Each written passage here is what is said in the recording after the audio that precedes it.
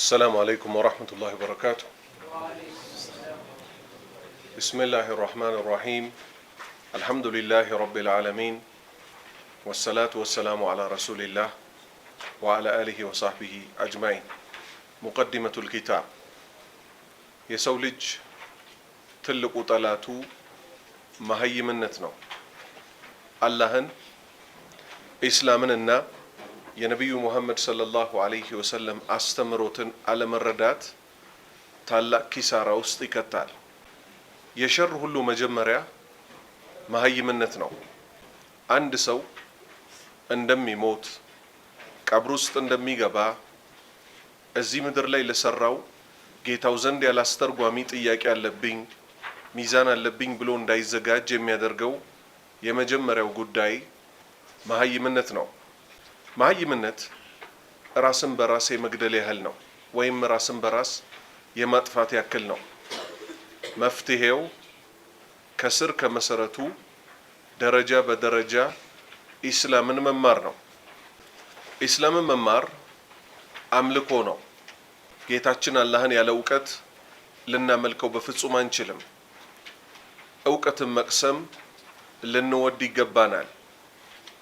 እውቀት እንዳይጣፍጠንና እንድንሰለች ከሚያደርጉን ጉዳዮች ውስጥ በደረጃችን ቀለል ካለው ለጀማሪ መጀመር ካለበት ካለመጀመራችንና ካለመማራችን ነው።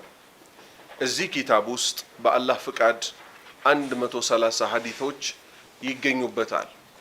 በአምስት ትልልቅ አርዕስቶች ውስጥ ተቀምጠዋል። እነዚህ ሐዲሶች የመጀመሪያው እምነት ላይ ያንጠለጠሉ፣ ሁለተኛው ፍቅህ ዲንን መገንዘብ ላይ፣ ሶስተኛው አላህ እርም ያደረጋቸውን ወንጀሎች ወይንም ከባባድ ወንጀሎች በመባል የሚታወቁትን፣ አራተኛ ከስነ ስርዓት ጋር ከአላህ ጋርና ከፍጡራን ጋር ያለን ስነ ስርዓቶች ምን መምሰል አለባቸው የሚለውን ምናይበት ነው።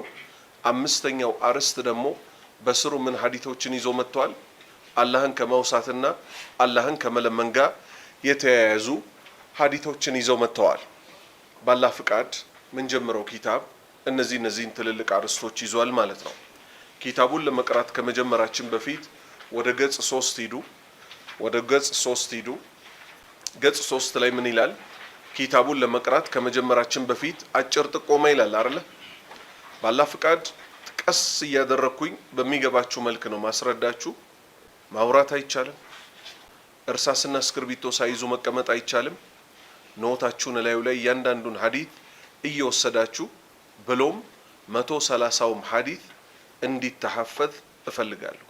ምክንያቱም ቁርአን ቁጭ ብላችሁ እያሐፈዛችሁ ነው ያላችሁት። ቁርአን የማን ቃል ነው?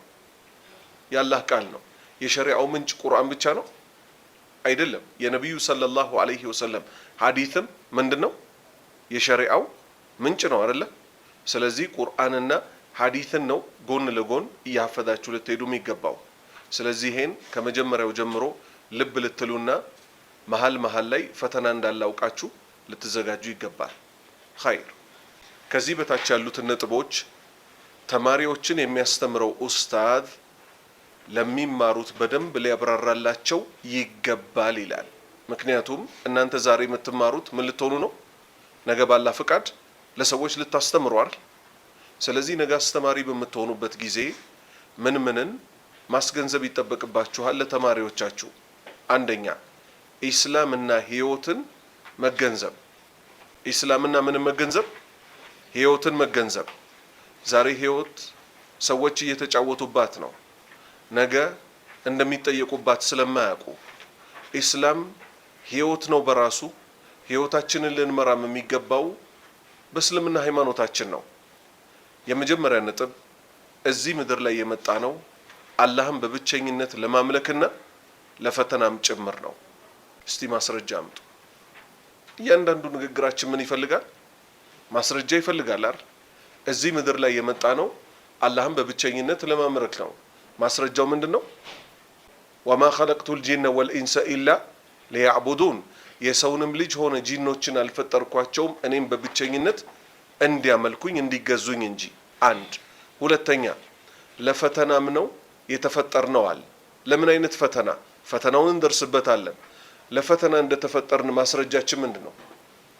ጥሩ እሱ ህይወት ውስጥ ካለም በኋላ ነው። ቀጥታ ደሊሎች ልብ በሉ። አሁን ወንድማችን የጠቀሰው ደሊል ወደዚህ የሚመራ ሆኖ ከሱ የጠነከሩ ግምኖች አሉ፣ ማስረጃዎች አሉ። الذي خلق الموت والحياة ليبلوكم أيكم أحسن عملا الذي سكوا الله نو خلق الموت موتن يفتر والحياة هيوتن يفتر ليبلوكم لفتناتشو سلزي اللهم ببتشينة لمملك إن لفتنا يتفتر نو سنل ሁለት ማስረጃዎች አቀረብን ማለት ነው። ጥሩ ፈተናው ለአቅመ አዳምና ሔዋን ከደረስንበት አንስቶ እስከ ለተሞታችን ድረስ ነው። ለዚህስ ምንድነው ማስረጃችን? ፈተና የሚጀምረው ከመቼ ጀምሮ ነው? የ3 ዓመት ልጅ ፈተና አለበት? የ5 ዓመት ልጅ ፈተና አለበት? የለበትም። ከመቼ ጀምሮ ነው ነብዩ ሰለላሁ ዐለይሂ ወሰለም መዝገብ መጻፍ የሚጀምረው ብለዋል? የሰው ልጅ ለአቅመ አዳም ሴት ሆነች ደግሞ ለአቅመ ሐዋ ከደረሰችበት ጊዜ አንስቶ አይደለ? ይሄው ማስረጃችን እናገኘን። ፈተናው የሚጀምረው የሰው ልጅ ለአቅመ አዳም ወይንም ለአቅመ ሔዋን ከደረሰበት አንስቶ እስከ ለተሞቱ ድረስ የሚሰራው ነው። እስከ ለተሞቱ ድረስ በሚሰራቸው ስራዎች ውስጥ አቅሉ ከሌለ አእምሮ ማሰብ ካልቻለ ካበደ ሲደመር እንቅልፉን በተኛበት ሰዓት ምን አይደረግም? ስራ አይጻፍበትም ማለት ነው። ጥሩ ፈተናው የምናምነውን እምነትና የምንሰራቸውን ስራዎች ይይዛል። ለዚህስ ምንድነው ማስረጃችን? ፈተናው የምናምነውን እምነትና የምንሰራቸውን ስራዎች ይይዛል። ማስረጃው ምንድነው? ባረከላሁ ፊኩም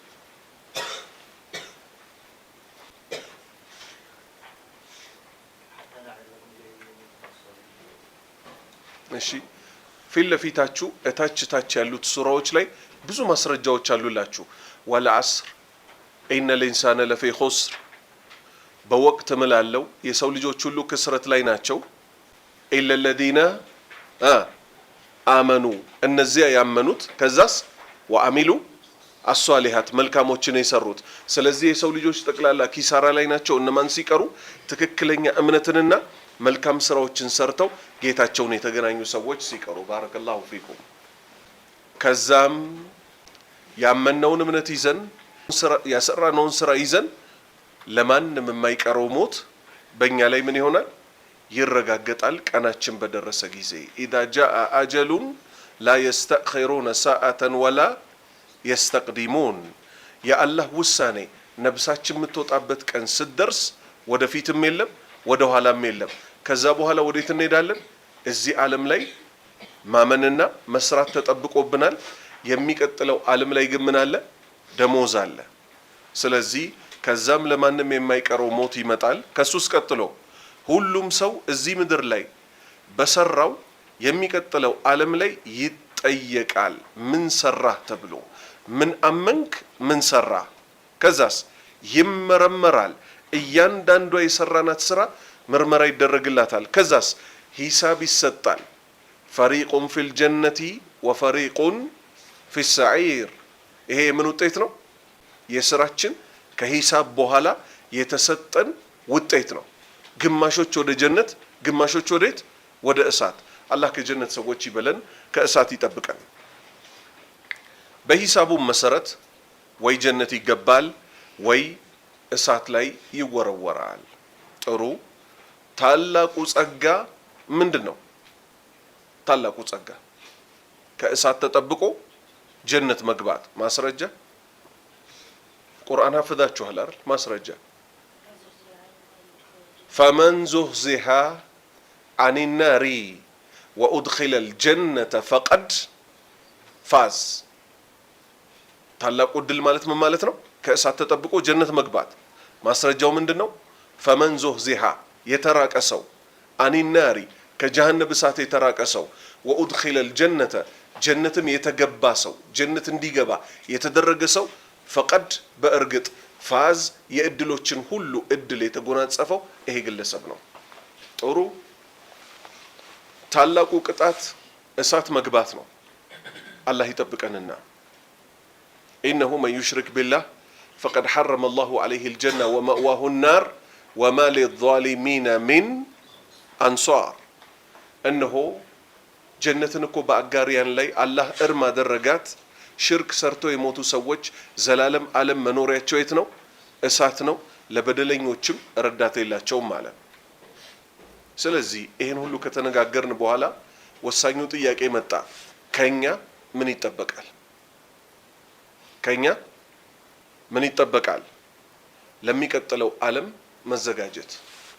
ምክንያቱም አዱንያ ፋኒየቱን ወልአኺረቱ ባቂየቱን። አዱንያ ፋኒየቱን፣ ዱንያ ጠፊ ናት። እኛ ምንጓጓላት በጣም ምንንሰፈሰፍላት ፋኒየቱን ጠፊ ናት። ወልአኺረቱ የሚቀጥለው ዓለም ግን ባቂየቱን ዘውታሪ ናት። በምን መልክ ትዘወተራለች? አላህን ሲታዘዙ ለነበሩ ሰዎች በመስተንግዶ ላይ መስተንግዶ፣ አላህን ሲያምፁ በነበሩ ሰዎች ላይ ግን በቅጣት ላይ ቅጣት፣ በቅጣት ላይ ቅጣት ይመጣባቸዋል። ስለዚህ ለሚቀጥለው ዓለም መዘጋጀት ጥሩ። በምን መልክ እንዘጋጅ? በምን መልክ እንዘጋጅ? አንደኛ እውቀትን በመቅሰም። ምክንያቱም እምነታችንን መያዝ ያለብን በምንድን ነው? በእውቀት። ስራን ለመስራት ከመነሳታችን በፊት በምን መልክ ነው መስራት ያለብን? በእውቀት። ሁለተኛ ባወቅነው ደግሞ በመስራት።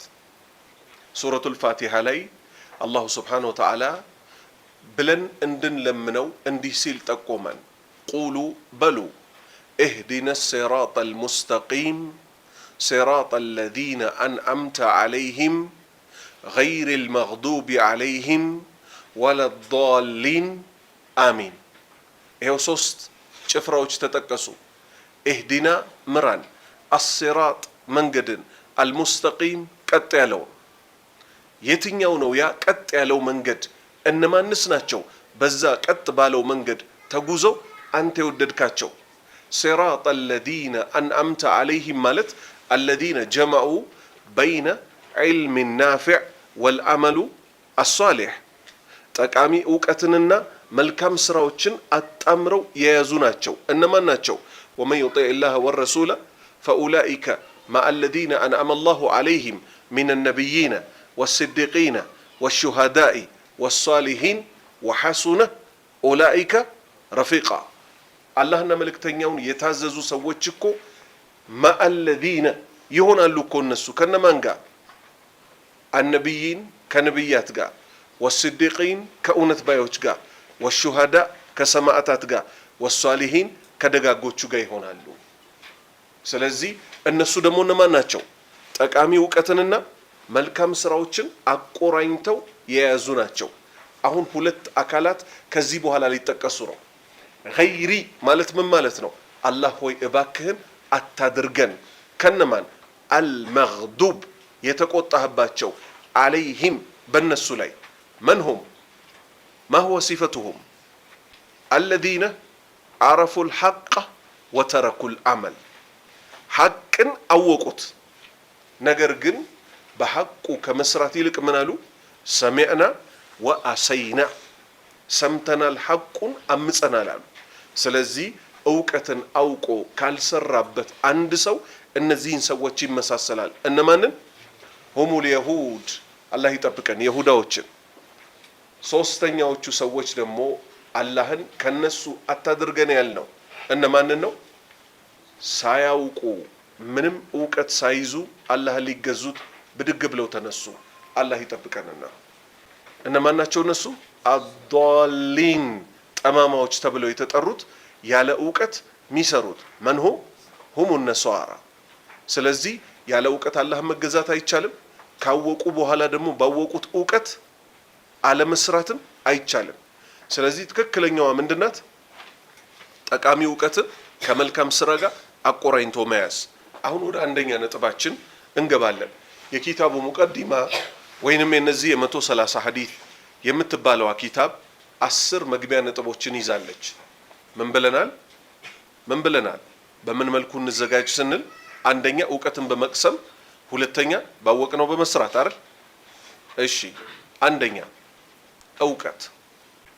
እውቀትን አስመልክቶ ነቢዩ ሰለላሁ ዐለይሂ ወሰለም ምን አሉ? ምክንያቱም አላህ እሳቸውን አስመልክቶ ምን ብለዋል? አነቢዩ አውላ ቢልሙእሚኒነ ሚን አንፉሲሂም።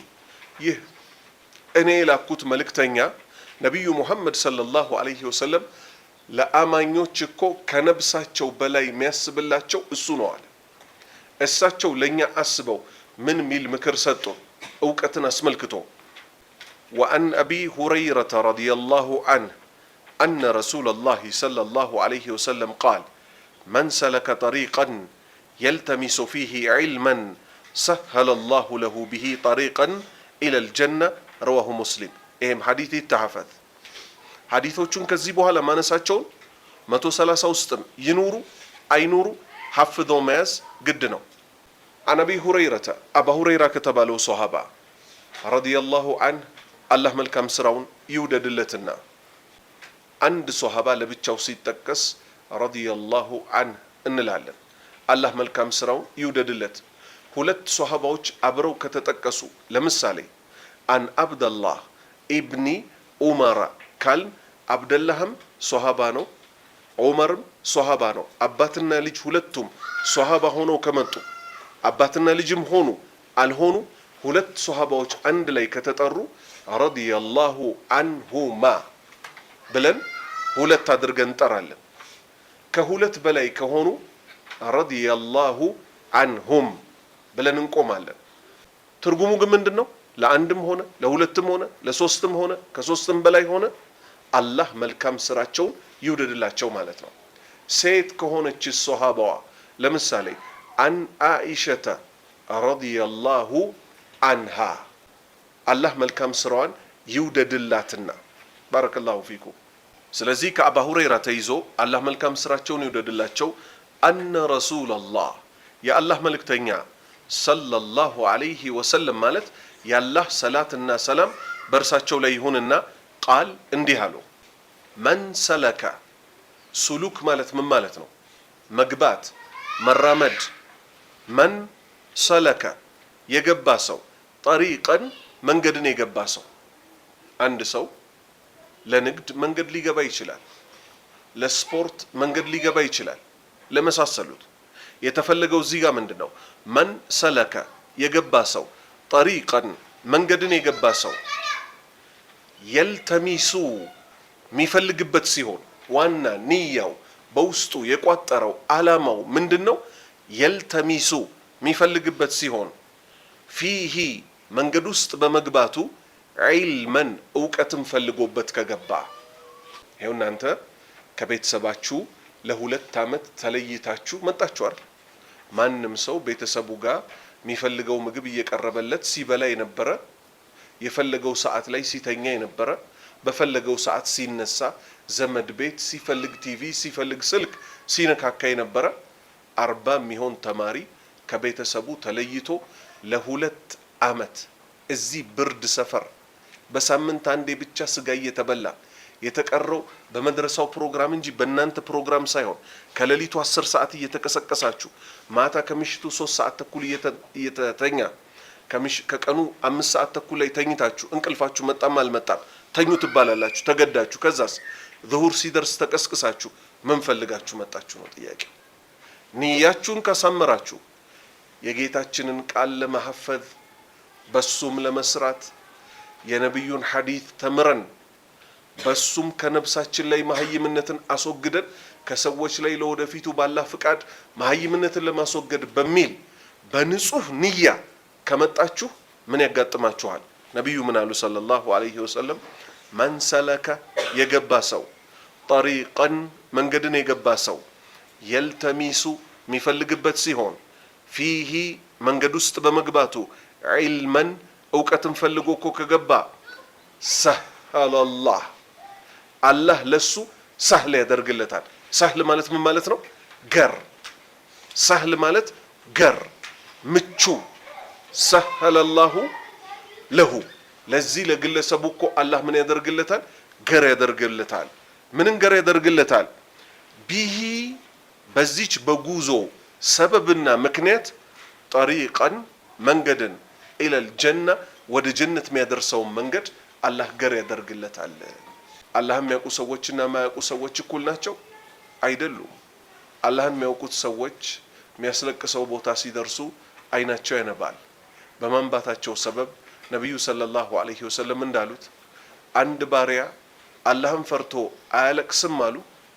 አላህን ፈርቶ አያለቅስም ዛፍ ሲደርቅ ሲወዘወዝ ቅጠሎቹ እንደሚራገፉት ከዚህ ሰውዬ ላይ ወንጀሎቹ በጠቅላላ ይራገፉለታል።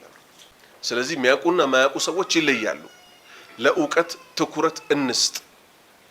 ረዋሁ ሙስሊም ኢማሙ ሙስሊም የተባሉት የሐዲስ ዘጋቢ ይህንን ሐዲስ በሰሂሃቸው ላይ አስፍረውታል። ሁለተኛ ከላይ ምን ብለን ነበር? ኢስላምና ህይወትን መገንዘብ ብለን ነበር አይደል? ስለ ህይወት ተጨባጭ ደግሞ ልናይ ነው። ለምሳሌ ማናችንም ብንሆን አላህ ካሳወቃቸው ሰዎች ውጪ ምኞታችን ምንድነው? አጭር ናት ወይስ ረጅም? ሁላችንም ረጅም ነገር ነው የምንመኘው። አጎቴ አሜሪካ ነው የሚኖረው፣ ቪዛ ቢልክልኝ እሱ ጋር ሄጄ አሜሪካን ጎብኝቼ፣ ሲስተር ደግሞ ዱባይ ያለች እዛ ብትወስደኝ አድጌ ምርጥ መኪና ይዤ እንደዚህ አድርጌ። የሰው ልጅ ከምኞት ወደ ኋላ አይልም። ሌሎች ሐዲሶች አሉ፣ ስንደርስ እንነጋገራለን። የህይወት ግን ተጨባጯ ምንድነው? ቃለ ሰለላሁ ዐለይሂ ወሰለም ዱንያ ሸዋጅ ሀገር መሆኗን መገንዘብ ግድ ይለናል። ለዚህ ማስረጃችን ምንድነው? ወአን አብድላህ ኢብኒ ዑመር ረዲየላሁ ዐንሁማ ቃል አኸዘ ረሱሉላህ ሰለላሁ ዐለይሂ ወሰለም ቢመንኪቢ ፈቃል ኩን ፊ ዱንያ ከአነከ ገሪቡን አው ዓቢሩ ሰቢል ረዋሁ አልቡኻሪ። ወአን አብድላህ ከአብደላህ ተይዞ ኢብኒ ዑመር አብደላህ የዑመር ልጅ ነው ረዲየላሁ ዐንሁማ አላህ መልካም ስራቸውን ይውደድላቸውና ቃል አብደላህ እኮ እንዲህ አሉ አኸዘ ያዙ አለ ረሱሉላህ የአላህ መልክተኛ ሰለላሁ ዐለይሂ ወሰለም የአላህ ሰላትና ሰላም በእርሳቸው ላይ ይሁን ቢመንኪቢ ትከሻይን እቅፍ አደረጉኝ አለ። አኸዘ ረሱሉላህ ሰለላሁ ዐለይሂ ወሰለም ቢመንኪቢ ትከሻይን እቅፍ አደረጉኝ አለ። በእድሜ ትንንሽ ከሚባሉት ሷሃባዎች ውስጥ ነበር። መቼ? ነቢዩ በህይወት በነበሩበት ዘመን። አሁን ተመልከቱ የእሳቸውን የመምከር ስልት። አይደለም እንደዛ የሚወደዱት ሰውዬ ተኙ ወይ አልተኙም ወይ እሳቸውን ማየት ይቻላል ወይ መዘየር ይቻላል ወይ ሲባልላቸው የነበሩ መተው ይሄን ህፃን እቅፍ አደረጉት። ምን ሊሰማው ይችላል? እዩ አመካከር። አሁን ምን አሉት? ኩን ሁን ፊ ዱንያ እዚህ ምድር ላይ ስትሆን ሁን አሉት። ምን አይነት ሰው ይሁን? ከአነከ ገሪቡን ልክ እንደ እንግዳ ሰው ሆነ። ገሪብ ማለት እንግዳ ማለት ነው። ልክ እንደ እንግዳ ሰው ሆን። አው ወይንም ዓቢሩ ሰቢል እችን አገር አቋርጠው እንደሚሄዱ ሰዎች ሆነ። ምሳሌ ይሄን ሐዲስ የነገሩት መካ ውስጥ ከነበረ መካን አቋርጠው ወደ ሻም እንደሚሄዱ ሰዎች ሁን። ኢትዮጵያ ላይ የሚኖርም ሰው እዚህ ሀገር ላይ አሁን ሀብት ንብረት ምን የሚያፈራው ምን አይነት ሰው ነው? ዜጋ ነኝ ያለ ነው አይደለ? የውጭ ዜጋስ ሀብት ለማፍራት የሀገሪቱ ህግ ራሱ ህጉ በጣም የጠባበቀ ነው አይደል? የትም ዓለም ላይ የሰው ልጆች ሊያስቡ የሚገባቸው የሚኖሩባትን የዱንያ አገር ልክ እንደ እንግዳ የሆኑባት። ለምን በሉ እስቲ። ምሳሌ ሷሃባዎች ከሞቱ ስንት ዓመት ይሆናቸዋል? 1400 ዓመት አለፋቸው አይደል? ለስንት ዓመት ኖሩ? 60 ዓመት ለማይሞላ ዓመት የት ሆኑ? እዚች ምድር ላይ ኖሩባት። ለስንት ዓመት ግን ቀብር ውስጥ ኖሩ? 1400 ዓመት። ይገናኛል ዘመኑ? እነሱ አያችሁ ሟች ነን እያሉ ለጌታቸው ትክክለኛን አምልኮ ፈጸሙ።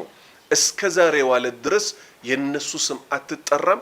አላህ መልካም ስራቸውን ይውደድላቸው እያል ዱዓ ብናደርግላቸው እንጂ እንደ እንግዳ ነው የኖሩት። አላህ ግን ምን ሲል ጠራት የቀብርን ቤት? እስቲ ማስረጃ አምጡ።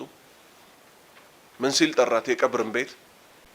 አልሃኩም ተካቱር ሐታ ዙርቱሙል መቃብር። ዙርቱም ማለት ምን ማለት ነው? ዚያራ ማለት እኮ ነው። ዚያራ ማለት ጉብኝት ማለት ነው እንጂ መኖሪያ ሲል አልጠራትም። የቀብርን ቤት ራሱ ሷሃባዎች የገቡባት 1400 ዓመት የሞላት ቀብር ራሱ ምን ተብላ ተጠራች? የጉብኝት የዚያራ ቤት ተብላ ተጠራች። ምክንያቱም የሰው ልጆች እውነተኛዋ ቂያማ ስትቆም ከቀብር ይወጡና ዘላለም ዓለማዊ ህይወት የሚባለው የትኛው ነው? ኢማ ፊል ጀና ወኢማ ፊናር አላህ ይጠብቀንና ወይ የጀነት መሆን ነው አላህ ከነሱ ያደርገን፣ ወይ የእሳት መሆን ነው። ይሄ እንዳይሆን እዚህ ምድር ላይ ቤት አትስሩ፣ ሚስት አታግቡ ለማለት አይደለም። እግርህን ግን ዘርግተህ እንደማይሞት ሰው አትኖር። ሟች ነኝ ብለህ ሁል ጊዜ ስታንድ ባይ ተዘጋጅ። አሁን አብደላህ አላህ መልካም ስራውን ይውደድለትና በደንብ ስለገባው ይሄ ምክር ምን አለ እሱ ራሱ ወካነ ኢብኑ ዑመር የቁል ወካነ ነበር እኮ ኢብኑ ዑመር የዑመር ልጅ እኮ አብደላህ ማለት ነው የቁል ይል ነበረ። እሱ ደግሞ በተራው የነብዩ ምክር ሆኖለት እሱ ደግሞ ከዛች ጨመር አድርጎ ሰዎችን ይመክር ነበረ። የነብዩ ምክር ምን ስላደረገበት? በደንብ ተጽዕኖ ስላሳደረበት። ኢዛ አምሰይተ ባመሸህ ጊዜ ፈላ ተንተዚር አትጠባበቅ፣ አሰባህ አነጋለሁ ብለህ አትጠብቅ። ምሳሌ ልጨምር። ማታ ስንተኛ ምን ብለን ነው ምንተኛው? ለእናንተ በተለይ በጣም እንግድነቱ በደንብ ሊገባችሁ ይገባል። ወደ ቀኝ ጎናችሁ ልክ ቀብር ውስጥ እንደምንገባው ቀብር ውስጥ በምንድን ነው ምንተኛው? በቀኝ ጎን አይደል?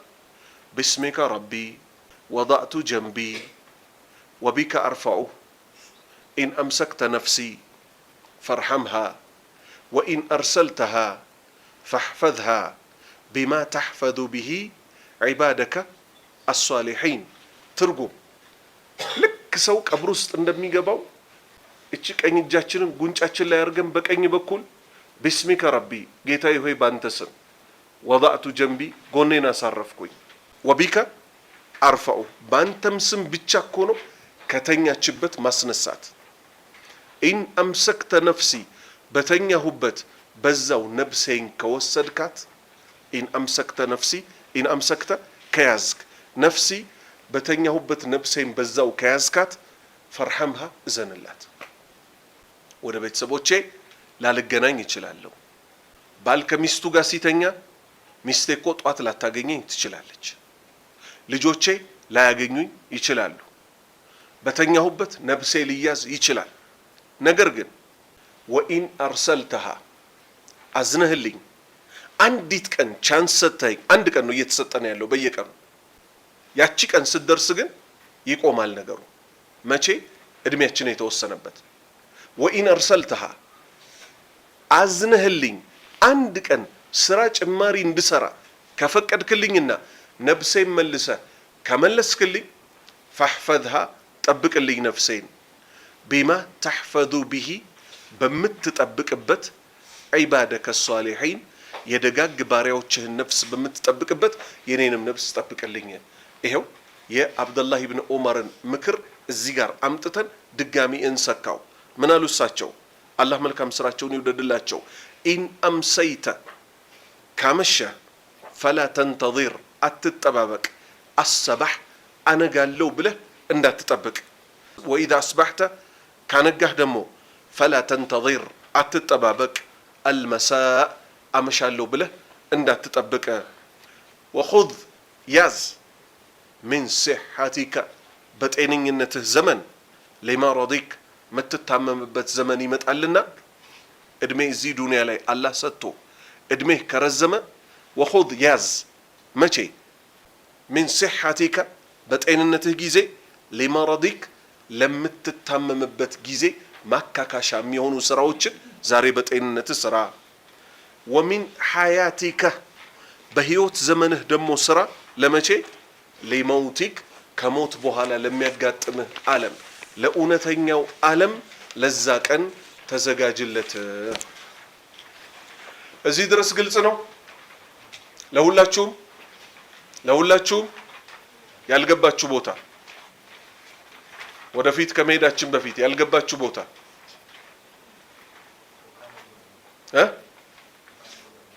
ወካነ ነበሩ ማን? ኢብኒ ዑመር የዑመር ልጅ እኮ ነበሩ። እሳቸውን አይደል አቅፈው የመከሯቸው ነብዩ።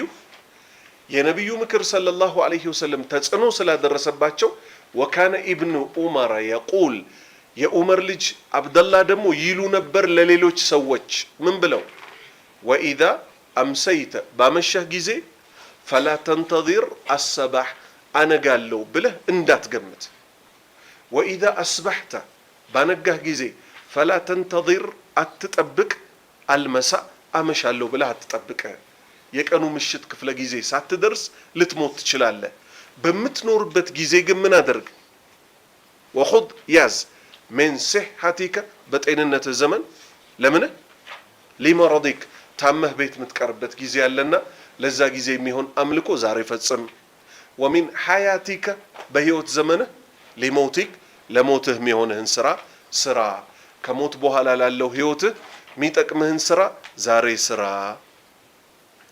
ሶስተኛ ነጥብ ከሞት በኋላ ላለው ሀገር ተግቶ መዘጋጀት ከሞት በኋላ ላለው አገር ተግቶ ምን ማድረግ መዘጋጀት ሱብሃንአላህ ሟቾች ነን አይደለንም ነን አንድ ሰው በአደም አለይሂ ሰላምና በሱ በሰውየው መካከል አባቱ በህይወት ከሌለ ይወቅ የሚቀጥለው ተረኛ ማን ነው ራሱ ነው አባቶቻችንን ስንቀብር ወንድሞቻችንን ስንቀብር እኛ እዚህ ምድር ላይ ልንከርም አይደለም የቀን ጉዳይ ነው ቀኗ ከመድረሷ በፊት ወንጀል ላይ ያለ ሰው ካለ መቼ እንደሚሞት አያውቅምና ዛሬውኑ ወደ አላህ መመለስ ዝንጉ ልብ ያለው ሰው ካለ በንጹህ ልብ ጌታውን መገናኘት ያ የሚቀጥለው ጉዳይ በጣም አስፈሪ ነው አባ ሁረይራን የሚያክል ሷሃባ ብዙ ሺህ ሐዲስ ለኡማው ከማስተላለፉ ጋር አለቀሰ ምን ያስለቅሳል ሲባል እኔም ማለቅሰው አለ የመንገዱ ርቀትና የኛ ስንቅ ማነስ ነው አለ ማን ዓለም ላይ የትም ዓለም ላይ ፀሐይ አትገባም አትጠልቅም የነብዩ ሰለላሁ ዐለይሂ ወሰለም ስም ተጠርቶ ሐዲስ አይተላለፍም አን አቢ ሁረይራ ተብሎ ከሷሃባዎች ሁሉ በቁጥር አንድ ደረጃ ሐዲስ ያስተላለፈው ሷሃባ ምን ይላል እስከ ዛሬው አለ ድረስ ይሄው እንደዚህ በየቀኑ ስራውን የሚያጭደው አባ ሁረይራ ምን ይላል እኔን የሚያስለቅሰኝ አለ የመንገዱ መርዘም አለ የምን መንገድ የአኺራው መንገድ የኛ ስንቅ ማነስ ነው የሚያስለቅሰኝ አለ እሱ እንደዚህ ካለ እኛ ምንድነው ማለት የሚጠበቅብን ነው አሁን ጥያቄ ስለዚህ ይሄን ዝንጉ የሆነ ልባችንን አንቅተን ለአኺራ ከሚዘጋጁ ሰዎች ልንሆን ይገባል ያ ቀን አባታችን አደም እንዳሉት አለይሂ ሰላም አላህ ከዚህ በፊት ተቆጥቶ ማያቀውን ቁጣ የተቆጣበት ከዚህም በኋላ እንዲህ አይነት ቁጣ ተቆጥቶ ማያቀበት ቀን አላሉ ማን ነው እሱም ያ የቂያማው ቀን ማለት ነው ስለዚህ ከሞት በኋላ ላለው ሀገር ተግቶ መዘጋጀት እንዴት አድርገን ነው ይኸው ፊት ለፊታችሁ ቁርአን አለ አይደል አያ ተጠቅሷል የቁርአን አያ እዛ ላይ የትኛውን ነው አድምቄ ያሰመርኩበት እሷን ብቻ እንተርጉምና ከዛ ከፊቱም ከኋላውም ወዳሉት እንመጣለን ወልተንዙር ማለት ምን ማለት ነው ትመልከት ነፍሱን እያንዳንዷ ነፍስ ማቀደመት ያስቀደመችውን ሊጋዲን ማለት ለነገ ያስቀደመችውን እያንዳንዷ ነፍስ ትመልከት አለ አላህ ማን ይመልከት እኔ ማን ይመልከት አንተ ወንድሜ ማን ይመልከት አንተ ማን ይመልከት አባቶቻችን እናቶቻችን ነፍስ የተባለ በጠቅላላ ለነገ ያስቀደመው ይመልከት ለምን ነገ ልንመዘን ነው እኛም ስራችንም በሚዛኑ መሰረት ወይ ወደ ጀነት ወይ ወደ እሳት ልንገባ ነው ስለዚህ ለነገ ስንቅ ያስፈልጋል አያስፈልግም ያስፈልጋል አሁን ወደ አንቀጹ መጀመሪያ እንምጣ አላህ ምን አለ ያ አዩሃ الذين آمنوا እናንተ ያመናችሁ ሰዎች ሆይ ኢተቁላህ አላህን ፍሩ ወልተንዙር ትመልከት ነፍሱን እያንዳንዷ ነፍስ ማ ቀደመት ሊገድ ለነገ ያስቀደመችውን ወተቁላህ አላህን ፍሩት አለ ከፊት አላህን ፍሩ ብሎ ነበር አልነበረም አሁንም መልሶ ደግሞ አላህን ፍሩ አላላለም መልእክቷ ምን ያህል ብትገዝፍ ነው በአንድ አንቀጽ ውስጥ በሁለት አላህን ፍሩ ታጅባ የመጣችው? የመልእክቱን ክብደት ያሳያል አያሳይም? ያ አዩሃ الذين آمنوا ማለቱ ብቻ በቂ ነበር አልነበረም? ከፊቱ ግን አላህን ፍሩ አለ። ዋናውን ቁም ነገር አስገባና አሁንም መልሳችሁ አላህን ፍሩት አለ። ለምን? ለዛ ቀን መዘጋጀት እውነተኛ አላህን መፍራት ይፈልጋልና ማለት ነው። ኢነላህ አላህ እኮ ኸቢሩን ውስጥ አዋቂ የሆነ ጌታ ነው። ኸቢር ማለት ውስጥ አዋቂ።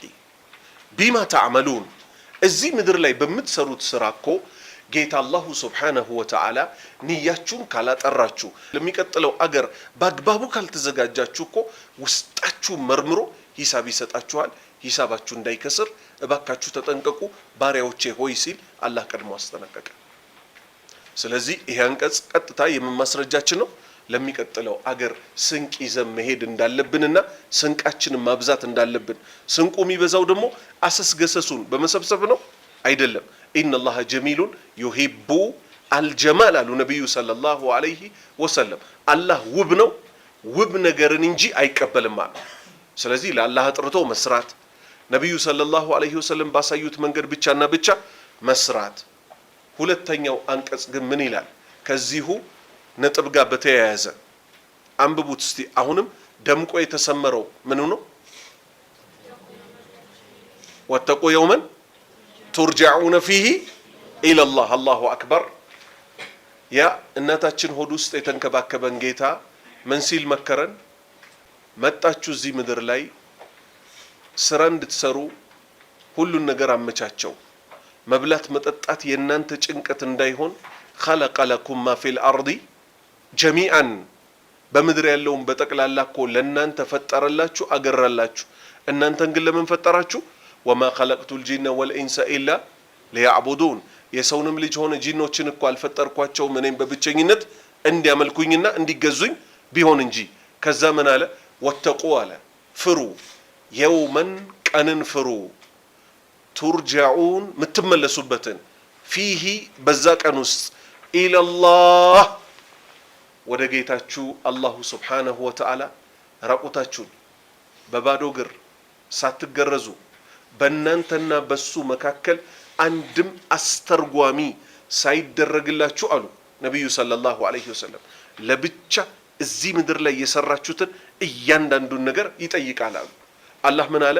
ወተቁ ፍሩ፣ የውመን ቀንን፣ ቱርጃዑን ምትመለሱበትን፣ ፊሂ በዛ ቀን ውስጥ፣ ኢለላህ ወደ አላህ ምትመለሱበትን ቀን ፍሩት፣ ተዘጋጁለት ማለት ነው ለዛ ቀን። ثم ወደ አላህ ከተመለሳችሁ በኋላ ግን ትወፋ ትሞላለች እኮ ትወፋ ትሞላለች፣ ትለገሳለች፣ ትሰጣለች እኮ ማን? ኩሉ ነፍሲን እያንዳንዷ ነፍስ እኮ ይሰጣታል። ምን ይሰጣታል? ማከሰበት እዚህ ምድር ላይ የሰራችው መልካም ከነበር መልካም ይሰጣታል፣ መጥፎ ከነበር የመጥፎ ስራዋን ውጤት ታገኘዋለች። በምን መልክ? በምን መልክ? አማኞች ምን ይላሉ? ሃኡሙ ቅረኡ ኪታቢያ ኢኒ ዘነንቱ አኒ ሙላቂን ሒሳቢያ ፈሁወ ፊ ዒሸቲን ራዲያ። አልየቂን ጌታው እንደሚገናኝ አውቆ ሰራ። ማን? ፈአማ መን ኡትየ ኪታበሁ ቢየሚኒ ኪታባቸው በቀኝ እጃቸው የተሰጡት ሰዎችማ ምን አሉ? ኢኒ ዘነንቱ እኔ እኮ አረጋግጫለሁ አኒ ሙላቂን ሒሳቢያ ሂሳቤን እኮ ይሰጠኛል ብዬ ነው ለዚህ ቀን ስዘጋጅ የነበረው። ባልኩትም መሰረት በገመትኩትም መሰረት ያላሳፈረኝ ጌታዬ ስራዬን ተቀብሎ ይሄው ደሞዜን በቀኝ እጄ ሰጠኝ፣ መዝገቤን እዩልኝ፣ የስኬት ባለቤት ሆኛለሁ። ፈአማ መን ኡትየ ኪታበሁ ቢሺማሊኢ ሚን ወራኢ ዙሁር በግራ እጁ የተሰጠውስ ምን ይላል? ያ ለይተሃ ካነቲል ቃዲያ ማ አግና አኒ ማሊያ ሀለከ አኒ ሱልጣንያ። ምን ነው በሞት ተገላግየው በነበረ ሞቶ መቀስቀስና ሂሳብ መሰጠት ባልነበረ ኖሮ ይላል። ይሳካል ግምኞቱ? አይሳካም። አላህ ይጠብቀንና ثم ከዛ በኋላ ትወፋ ኩሉ ነፍሲን እያንዳንዷ ነፍስ እኮ ትሞላለች ምን እዚህ ምድር ላይ ስትሰራ የነበረው አላህ ቀጠለና ማ ከሰበት በእጇ የዘራችው ያስቀደሙትን መልካም የሰራ መልካም መጥፎ የሰራ መጥፎ ያገኛል አላህ ምን አለ ወሁም እነሱ ባሪያዎች እኮ ላ ዩዝለሙን በፍጹም እኮ አይበደሉም فمن يعمل مثقال ذرة خيرا يراها መልካም የሰራ ሰው የጎመን ዘር ፍሬ ብናኝ ያህል ብትሆንም ያገኛታል ومن يعمل የሰራ ሰው مثقال ذرة የጎመን ዘር ፍሬ የምታክል ሸረን መጥፎ ነው የሰራ የራሃ ያገኛታል ራሱ መዝገብ ላይ በደል የለም ጭራሽ እንዲያው መልካም ሰሪዎችን አላህ ምን ያደርግላቸዋል አንዱ መልካም ስራቸውን ከ10 አንስቶ እስከ 700 እጥፍ ድርብ አድርጎ ሚከፍል ጌታ ነው እዚህ ነጥብ ድረስ ግልጽ ነው ጥሩ አራተኛ ነጥብ አላህ ለፈተና ፈጠረን እንዲህም ሲል መከረን الذي እሱኮ አላህ ነው خلق የፈጠረ الموت ሞትን የፈጠረ እኮ ነው والحياة ህይወትንም የፈጠረ እኮ ጌታ ነው ليبلوكم ሊፈትናችሁ ነው ህይወት ተሰጥቷችኋል ሞት አለና ሞት እስኪመጣበት ቀን ድረስ አሳምራችሁ ስሩ አስውባችሁ ስሩ ተረጉመዋለሁ ምን ማለት እንደሆነ ليبلوكم ሊፈትናችሁ እኮ ነው አላህ አዩኩም ከናንተ ውስጥ ማን ነው አህሰኑ ያሳመረው አመላ ስራውን ማን ያሳመረው ሚለው ሊመለከት ምን ሰጣችሁ የሥራ ዘመን ሰጣችሁ ወቅት አላት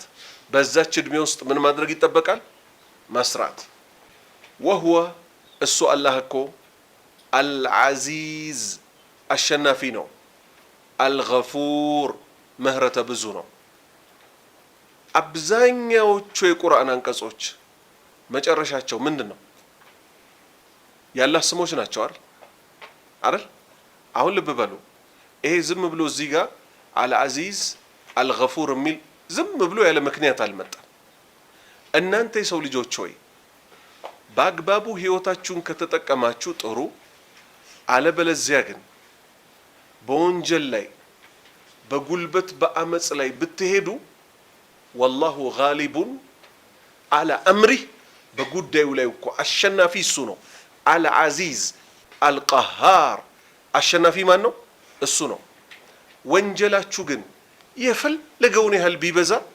እናንተ የተመለሳችሁ ቀን ደግሞ الغفور ምህረተ ብዙ የሆነ ጌታ ነው ለፊርዓውን ጠንቋዮች ነበሩት አልነበሩትም ከሙሳ ጋር ምን ሊያረጉ ወጡ ሙባረዛ ሊፎካከሩ ወጡ ሙሳ በዚህ በኩል እነሱ በዚህ በኩል ቆመው ጠንቋዮቹ አለሚባል ጥንቆላቸውን ሰሩ ሰሐሩ አዩነ الناس የሰዎች አይን ላይ ድግምት ሰሩ ከዛ ሙሳ አለይሂ ሰላም ያቺን ብትር ወርወር ሲያደርጓት የነዚህን ሁሉ ጠንቋዮች ስራ ልቅምቅም አርጋ በላች ምን አሉ እነሱ قالوا آمنا بربي هارون وموسى በሃሩንና በሙሳ ጌታ እኮ አምነናል አሉ ወዲያውም ስጁድ አደረጉ አላህ እናንተ የፊርዓውን ጠንቋይ ያልነበራችሁ ወይ ምናምን አላቸው አልገፋር ምህረተ ብዙ ነው ባንድ ጊዜ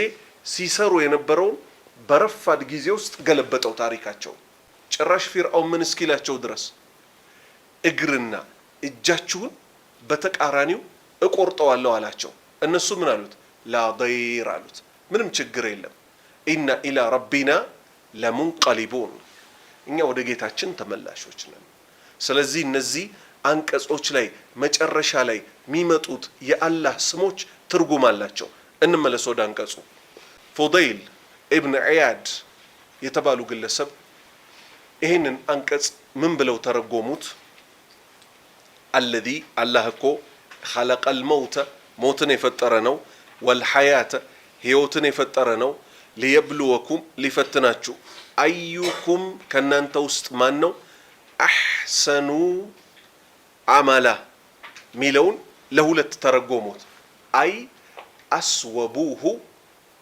ወአኽለሱሁ ከዛ ተጠየቁ ያ አባ አሊ አንተ የአሊ አባት ሆይ ተባሉ። ማ ሁወል አኽለሱ ወአስወብ ተብለው ተጠየቁ። ይሄንን ስለሆነ ማብራራት የሚጠበቅብን እሳቸው አስወብ ማለት እንዲህ ነው፣ አኽለስ ማለት እንዲህ ነው ብለው ወደ መልሱ አልቸኮሉም። ጭራሽ ደግሞ ይበልጥ ማብራሪያ ሰጡ። ምን አሉ? አንድ ስራ አኽለስ ሆኖ አስወብ ካልሆነ አላህ አይቀበለውም። አንድ ስራ አስወብ ሆኖ አኽለስ ካልሆነ አላህ አይቀበለውም። ሐታ የኩነ አኽለሰ ወአስወብ አሉ። አሁን ልተርጉመው። አንድ ስራ እጅግ ጠርቶ ካልተዋበ አላህ አይቀበለውም። አንድ በሉ። አንድ ስራ እጅግ ተውቦ ካልጠራ አላህ አይቀበለውም አሉ። ሁለት አላህ ማይቀበላቸውን ስራዎች ጠቀሱና ምን አሉ? ስራው እጅግ ጠርቶ እጅግ እስካልተዋበ ድረስ አሉ። ከዛ እጅግ መጥራት እኮ ማለት አየኩነ ሊላሂ ፈቀጥ አሉ። ለአላህ ብቻና ብቻ ተብሎ ሊሰራ እሱ ምንድነው? ኢኽላስ። ወማ ኡሚሩ ኢላ ሊያዕቡዱ ላህ ሙኽሊሲነ ለሁ ዲን። አልታዘዙም እኮ ሃይማኖት በጠቅላላን ለአንድ አላሁ ስብሓነሁ ወተዓላ ብቻ አጥርተው ቢሆን እንጂ። ሁለተኛ እጅግ የተዋበ ማለትስ አየኩነ አላ ጠሪቅ ረሱሊላሂ ሰለላሁ ዐለይሂ ወሰለም፣ ነቢዩ ሰለላሁ ዐለይሂ ወሰለም ባሳዩት ሱና ብቻና ብቻ መሰራት አለበት። ሁለቱን ሲያጣምር ብቻ ነው አላህ አንድን ስራ የሚቀበለው። ስለዚህ እዚህም ጋር ህይወትንም ሞትንም አላህ የፈጠረው እኛን ሊፈትነን ነው።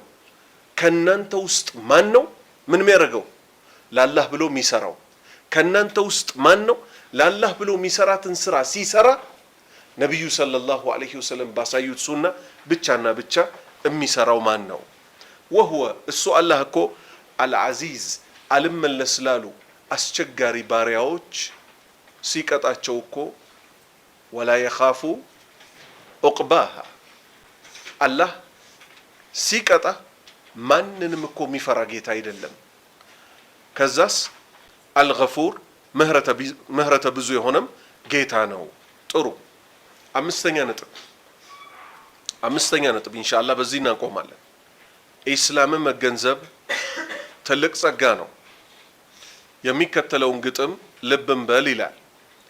ጌታህን ሳታቀው የምትገዛው እንደ ገለባ ነው ፍሬ የማይወጣው። ጌታህን ሳታቀው የምትገዛው እንደ ገለባ ነው ፍሬ የማይወጣው። አንድ ገበሬ አርሶ ምርት አለኝ ብሎ ሲያበጥረው ገለባ ብቻ ከወጣለት ጥቅም ያገኛል?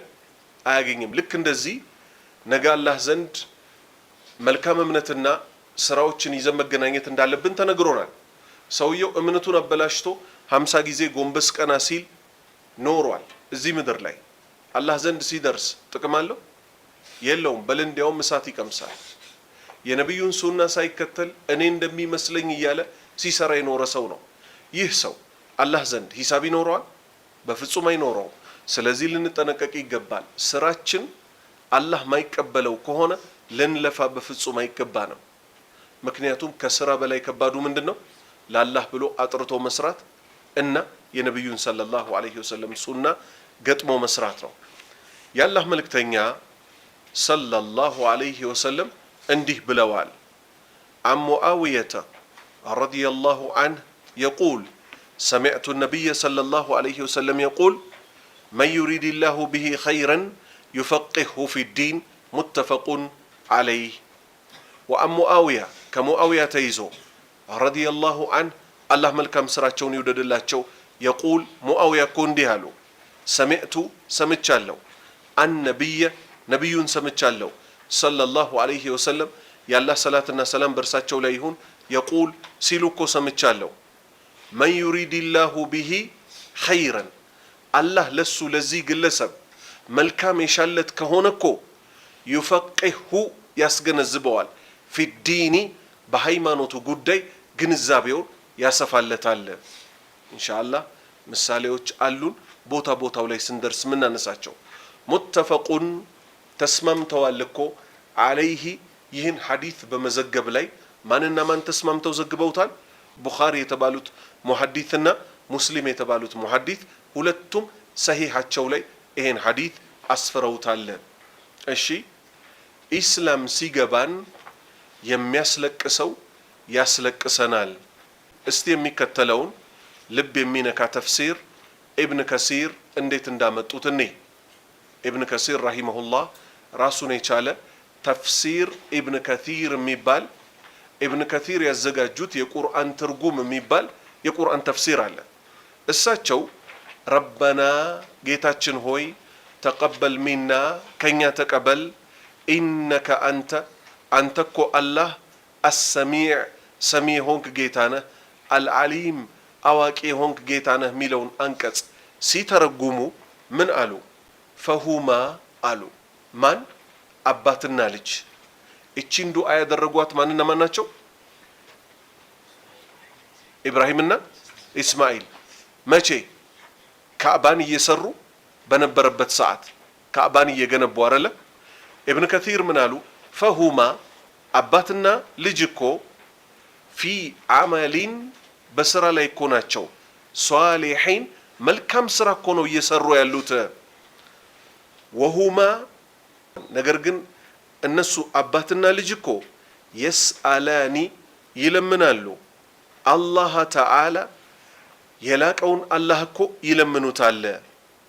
አየተቀበለ ሚንሁማ ከነሱ እኮ ደግሞ እንዲቀበላቸው ያዘዛቸው ማን ሆኖ ሳለ ራሱ አይደል? የነሱ ኢኽላስ ይጠረጠራል? ነብዮች ናቸው አይደል? ከመሆኑ ጋር ግን ለሱ ሲሉ እየሰሩለት እንኳን ጌታችን ሆይ ተቀበለም ብለው እኮ ፈርተዋል።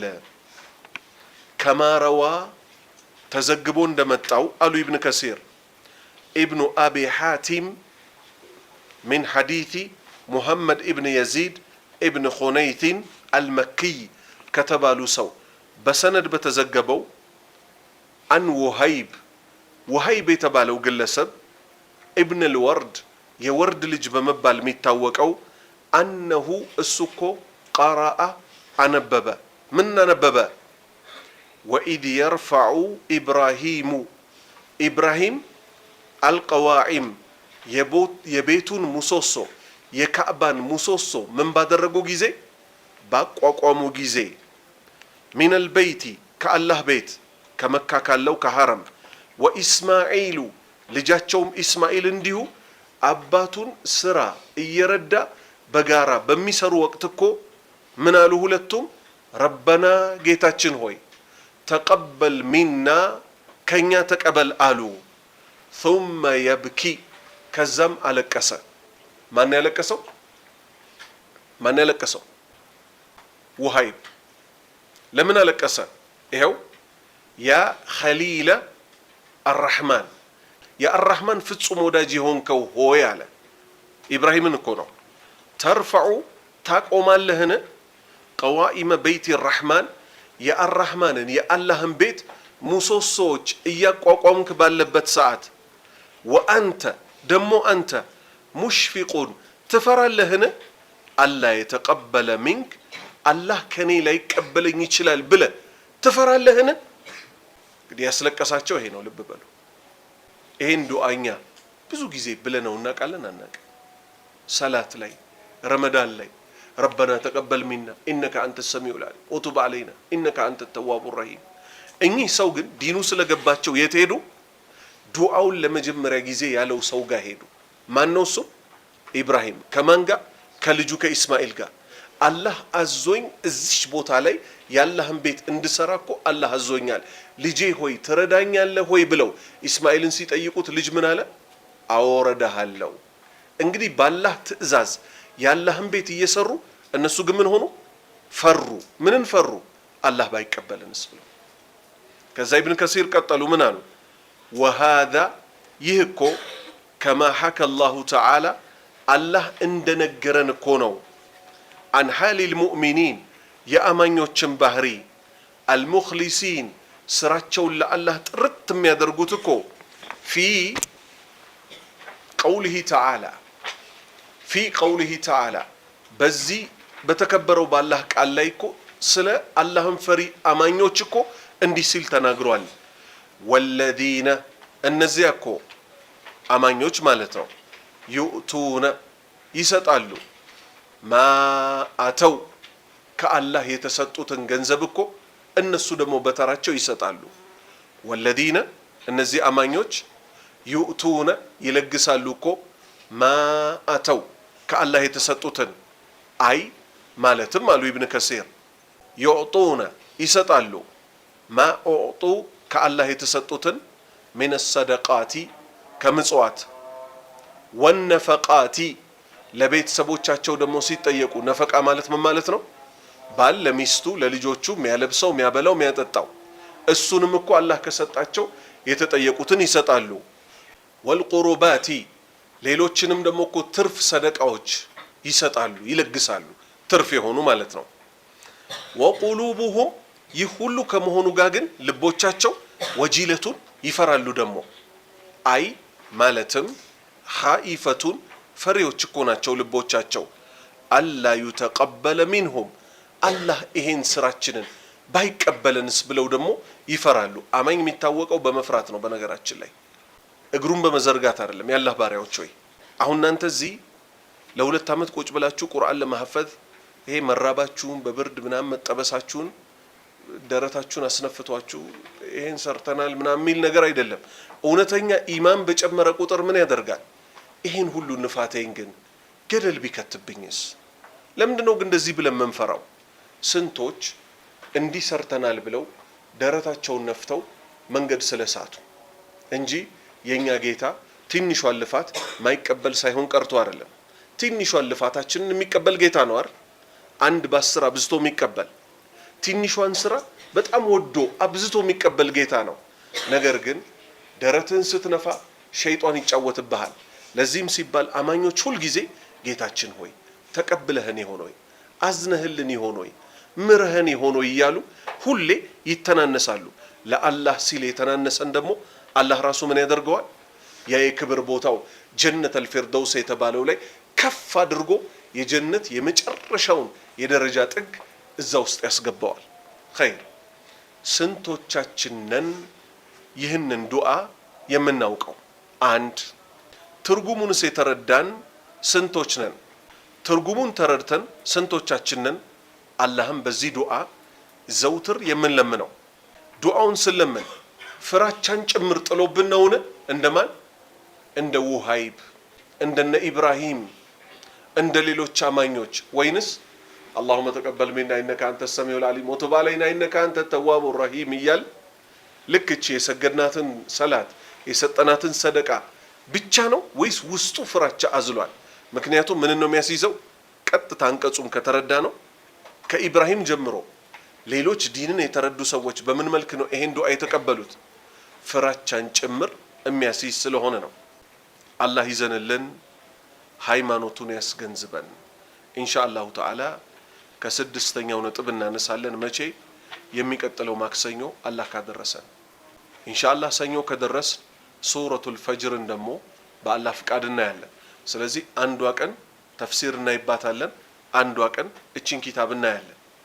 ይሄን ኪታብ ከላዩ ላይ አሁኑኑ እያየዋችሁ ሁሉ ሰው የራሱን ስም ይጻፍበት። አንዱ ሰው የአንዱን ሰው ኪታብ ማንሳት አይችልም። አንድ ሁለተኛ ቤተሰቦቻችሁ ሲመጡ ከቻሉ ምን ያድርጉላችሁ? እዚህ ጫፍ አስጠርዘውላችሁ ያምጡት። አስጠርዘውት ይምጡ። ምን እንዳይሆን? እንዳይቀዳደድ። ኪታቦቻችሁን የምታስቀምጡበት ቦታ ነው ማስቀመጥ ያለባችሁ። መተሐፈዝ አለበት ብያለሁ በአላህ ፍቃድ። መሃል ላይ ቀን ወስዳለሁ። ለሚቀጥለው ሳምንት ተዘጋጁ ላለሁ። ልክ 30 ሐዲስ እንደጨረስን 30ውንም ሐዲስ እርስ በእርስ እንደማመጣለን። አንዱን ቀን ደግሞ ምን እናደርገዋለን? ከነ ትርጉሙ የሚቀርብበት ቀን በአላህ ፍቃድ እናደርገዋለን። አላሁ ሱብሓነሁ ወተዓላ ጠቃሚ እውቀት ይስጠን፣ መጨረሻችንን ያሳምርልን። ሱብሓነከ አላሁመ ወቢሐምዲክ አሽሀዱ አን ላ ኢላሀ ኢላ አንተ አስተግፊሩከ ወአቱቡ ኢለይክ።